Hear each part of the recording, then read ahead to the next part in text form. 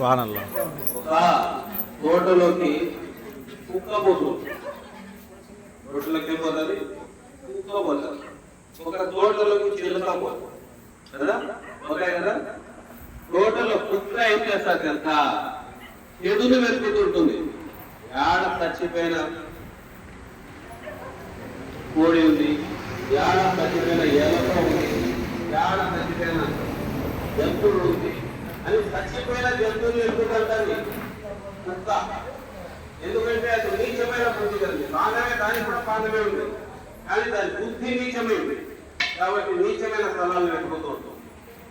అదే రామచిలుక పోతుంది. రామచిలుక కూడా తోటలో పోతుంది. దాని బుద్ధి ఎట్లుంటుంది, ఎక్కడ మాగిన పండు ఉంది, ఎక్కడ సువాసన గల పండు ఉంది అని వెతికి తీస్తూ ఉంటుంది. తోటలు, ఇది తోట లాంటి స్థలం. ఇక్కడ మన బుద్ధి మంచిగా పెట్టుకొని రావాలా. కుక్క బుద్ధి చెడ్డ బుద్ధి పెట్టుకుని ఇడికి వస్తే వాడిని సాగు అట్టనే సస్తాడు వాడు.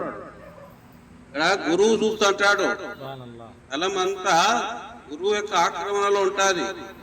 దేవుడు చూస్తున్నాడా లేదా, చూస్తున్నాడు. దేవుడు చూసి గురువుకు చెప్తాడు. కాబట్టి మన పోలీస్ స్టేషన్కి పోతే నోరు మెదుపులో పెట్టుకోవాలా. ఏం పెట్టుకోవాలా, నోరు అదుపులో పెట్టుకోవాలా. ఇష్టం వచ్చి మాట్లాడే దెబ్బలు తీసేస్తాడు స్టేషన్ లో కదా. కొడతారా స్టేషన్ లో. ఇంట్లో మాట్లాడితే కొడతారు పోలీసు వాళ్ళు. నోరు అదుపులో పెట్టుకోవాలా. గురువుల దగ్గరికి వచ్చేప్పుడు మనసును అదుపులో పెట్టుకోవాలా. నీచమైన కోరికలు, నీచమైన ఆలోచనలు పెట్టుకొని వస్తే మళ్ళీ ఇంటికి పోయినా పడుతుంది ఆ దెబ్బ. కాబట్టి ఈ స్థలంలో మనం ఎంత మంచి మనసుతో వస్తే అంత మంచి మనసుతో మనం సంసారం అభివృద్ధి అవుతుంది, మన కుటుంబం బాగుంటుంది. రాబోయే రోగాలు, రాబోయే ప్రమాదాలు, రాబోయే కష్టాలు. దేవుని దగ్గరికి ఒక పెద్ద గురువు దగ్గరికి దుర్మార్గులు వచ్చినారు. దుర్మార్గులు వచ్చి, ఓ గురువా, మీ పాపం చేస్తే దేవుడు శిక్షిస్తాడంటున్నావు కదా, మేము ఇప్పుడే పాపం చేస్తాం, చేతైతే మీ దేవుని పిలుచుకొచ్చుకోండి. ఆ గురువుగా దేవుని పిలిచినారు. దేవుడా, దీనికి ఏం జవాబు చెప్పాలి? అప్పుడు దేవుడు చెప్తాడు, ఓ గురువా, మేము పాపం చేసిన వెంటబడే శిక్షించడం మొదలు పెడితే కొన్ని గంటల్లో ప్రపంచమంతా ఖాళీ అయిపోతుంది. మేము తల్లి కంటే ప్రేమ కలిగిన వాళ్ళం. ఒక సమయం వరకు ఎదురు చూస్తాం, ఈయన కుక్క బుద్ధి పోతుందా, మంచి బుద్ధి వస్తుందా రాదా అని. రాలేదనుకో ఆ సమయం దాటిన తర్వాత వాడిని పట్టడం మొదలు పెడతాం.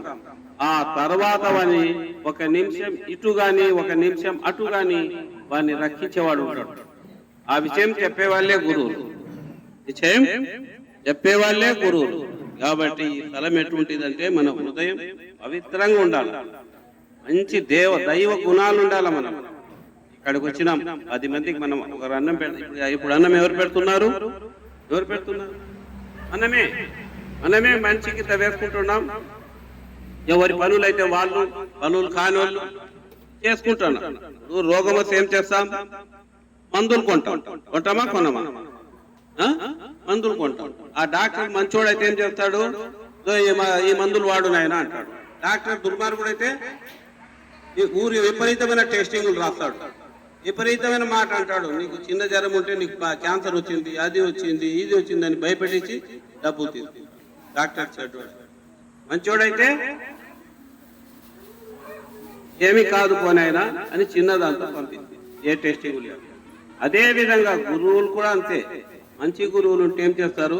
నువ్వు మంచి పని చేసుకోనాయనా అంటాడు, మంచి పని చేసుకో అంటాడు. చెడ్డ గురువులు ఏం చేస్తారంటే అత్యాపో ఇత్యాపో అని భయపెట్టి. మనం ఇక్కడ ఖర్చు పెట్టే ప్రతి పైసా, మనం ఇక్కడ అందరం వేసినాం కదా, మంచి శక్తి కొద్దీ డబ్బులు వేసి మనం ఇక్కడ కూర్చున్నాం. మీరు వేసే ప్రతి 10 రూపాయలు మళ్ళా మీకు 100 రూపాయలుగా తిరిగి వస్తాయి. రాకపోతే ఇవన్నీ కట్టడాలు జరగవు. ఇవన్నీ చూడండి, ఎన్ని కట్టినది. ఇది ముందేమనేది ఏం లేదు.